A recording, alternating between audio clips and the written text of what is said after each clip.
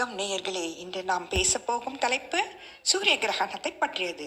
இது உலகத்தின் எல்லா பாகங்களும் தெரியவில்லை. அமெரிக்காவின் சில பாகங்களில் இது காணப்பட்டதாக சொல்லப்படுகிறது. சூரிய கிரகணம் என்றால் என்ன? அதாவது சூரியன், சந்திரன், பூமி இவை ஒரே நேர்கோட்டில் வரும்போது சூரியனின் ஒளியை சந்திரன் இடைமறிப்பதால் நமக்கு அந்த நேரத்தில் சூரியனின் ஒளி பூமிக்கு கிடைப்பதில்லை. இதைத்தான் நாம் சூரிய கிரகணம் என்று சொல்லுகிறோம். அவ்வாறே சந்திர கிரகணமும் ஏற்படுகிறது. சூரியன், பூமி, சந்திரன் ஒரே நேர்கோட்டில் வரும்போது பூமியின் நிழல் சந்திரன் மீது படுவதால் சந்திர கிரகணம் ஏற்படுகிறது. இதைத்தான் சீனர்கள் டிராகன் எனும் ஒரு பெரிய மிருகம் சூரியனை விழுங்குவதாகவும் மெதுவாக அதை சூரிய கிரகணம் ஏற்பட்ட ஆண்டுகள் 2012 நவம்பர் 13 ஏற்பட்டது. பின் 2015 மார்ச் மாதம் 9 ஏற்பட்டது. 2017 ஆகஸ்ட் 21 நடந்தது. பகல் பொழுது இருக்கும் எல்லா நாடுகளும் சூரிய கிரகணத்தை பார்க்க இயலாது. இந்த முறை இந்தியாவிலிருந்து சூரிய கிரகணம் பார்க்கப்படவில்லை. ஆனால் அமெரிக்காவில் பார்க்கப்பட்டது.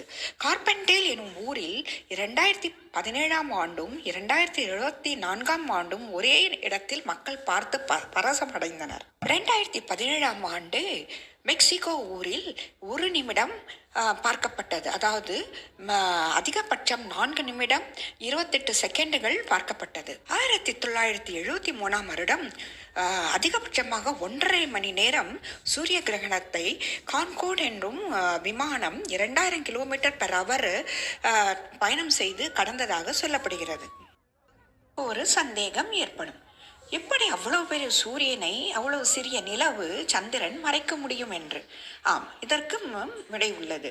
சூரியன் சுமார் 400 மடங்கு தொலைவில் உள்ளதால், அதாவது நமக்கு பூமியில் இருந்து தொலைவில் உள்ளதால் 400 மடங்கு சிறிய அளவு இல்லை. சந்திரன் அதை நெருங்கும் போது அந்த தூரத்திற்கும் இந்த அளவும் பொருந்துவதால் நம் சூரியனை சந்திரன் இடைமறிப்பதாக புரிந்து கொண்டு சூரிய கிரகணம் நடந்ததாக கருதுகிறோம்.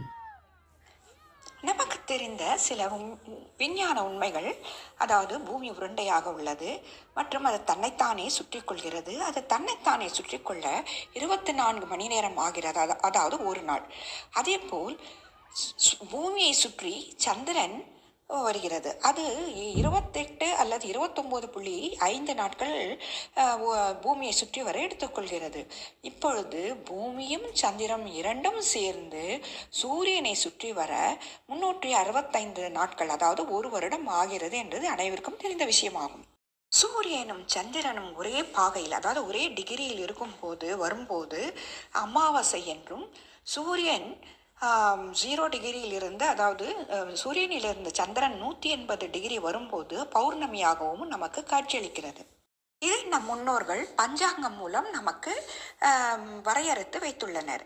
இதை மனத்தில் நினைவில் கொண்டு ஒரு புராண கதையும் சொல்லப்படுகிறது. இதை நம் முன்னோர்கள் வான சாஸ்திரம் அறிந்து நமக்கு குறிப்பெடுத்து வைத்துள்ளனர். இதை பஞ்சாங்கம் மூலம் நாம் அறிந்து கொள்ளலாம். இனி வரும் காலங்களிலும் இந்த சூரிய கிரகணம், சந்திர கிரகணம் போன்றவற்றை நாம் பார்க்க முடியுமா என்று ஒரு கேள்வி எழும்புகிறது. ஏனென்றால் விஞ்ஞானிகள் சொல்கிறார்கள், சந்திரன் பூமியை விட்டு சிறிது சிறிதாக விலகி சென்று கொண்டிருக்கிறது என்று. சூரிய கிரகணம் ஏற்படும் போது இந்த குளிர் பிரதேசங்களில் திடீரென்று இருட்டும் குளிரும் சேரும் போது பறவைகளும் மிருகங்களும் அலறுகின்றன, வானத்தை நோக்கி பார்க்கின்றன. இவைகளில் வித்தியாசமான பழக்க வழக்கங்களும் இவருக்கு ஏற்படுகின்றன. மகாகவி காளிதாசர் தம்முடைய உத்தர காலாமிரதம் எனும் நூலில் இந்த கிரகங்களை பற்றியும் சூரிய சந்திரனின் நகர்வுகளை பற்றியும் சாரங்களை பற்றியும் கூறியுள்ளார். அந்த காலங்களில் சூரிய கிரகணம், சந்திர கிரகணம் ஏற்படும் போது அரசாங்கத்திற்கும் அரச குடும்பத்திற்கும் ஏதோ தீங்கு விளைவிக்கும் என்று நம்பினார்கள். அதற்கு ஏற்ப சில விஷயங்களும் நடந்தன.